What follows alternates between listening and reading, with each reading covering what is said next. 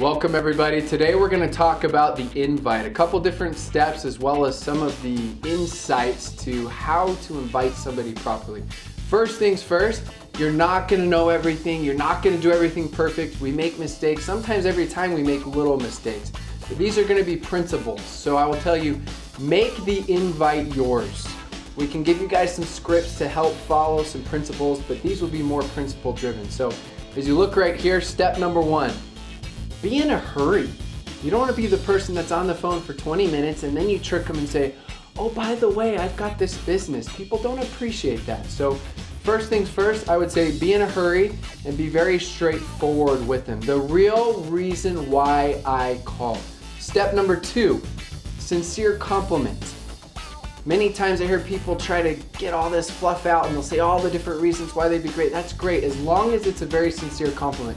You'd be great at this because you're so trustworthy. You're so good with people. You connect very well with people. Step number three, make the invite. Get directly to the point. Now this goes with everything, but I tell people the reason why I want to make the invite quickly is because you don't want to be on the phone for 10 or 15 minutes. My goal is I want to be on the phone for less than 3 minutes when I'm inviting somebody to look at this business. Whether that's looking at a webinar, whether that's coming to a meeting, whether that's listening to a phone call, whatever it is, I want to make it short and sweet and I want to get directly to the point. So you're going to make that invite. Step number four, you want to get a time, you want to be specific. So if it's something like where they're listening to a live webinar, that's different. But if it's something where somebody says they're busy, I'm always going to make sure I get a specific time. Are you available to meet today or tomorrow? Are you available to watch this webinar today or tomorrow? I do that because I want to give people options and times, but I'm creating urgency. And so I always let people know, I say, listen, to me it's okay. If we need to watch that webinar tonight at 10 p.m. tonight, then that's okay, so be it. If we need to meet at 10 p.m. tonight, so be it.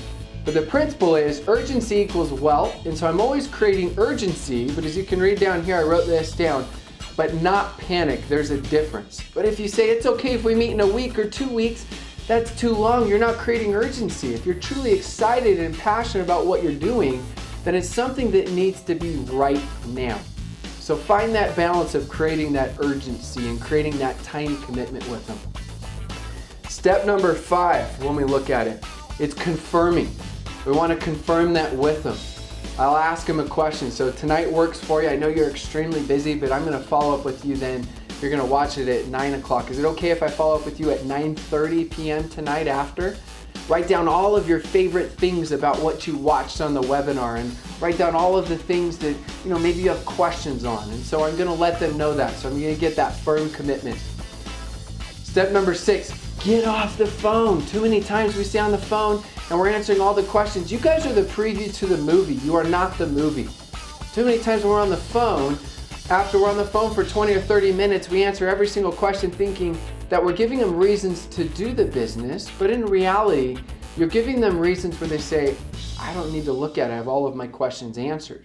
And we would rather have the tools do the job. We would rather have the system do the job where people can actually look at this business, and then after that, they're gonna have questions. So use the system, use the tools. Here are a couple of tidbits I wrote down. Right here, I said, be brief, number one. 2, don't answer every question. 3, create urgency, not panic. Those would be 3 main things. And then as far as the invite goes, I always put pressure on and then I take the pressure off. I let them know, I say, listen, you need to take a look at this. And I tell them why I'm excited. I don't need to go into all the details of the product and the compensation and everything else. I keep it very simple. Something like, I'm extremely excited about this business that I'm a part of. You need to take a serious look at it. Well, what is it? Well, they have incredible products. It's a community that gives back. I think you're going to be interested. But if you're not, that's okay. But you need to take a serious look. So I'm letting them know we're still friends regardless of your decision, but you need to take a serious look at it. And that's your guys' job. Your job is to be the connector. Your job is not to be the recruiter. Your job is not to be the salesperson. Your job is to be the connector to the tools. What works in this business is what duplicates. So we always like to keep things very, very simple. So that's what I would tell you guys is some of the basic principles. Again, remember, Make it your own. You're gonna find your own words and your own verbiage, but follow these principles as far as the invite goes.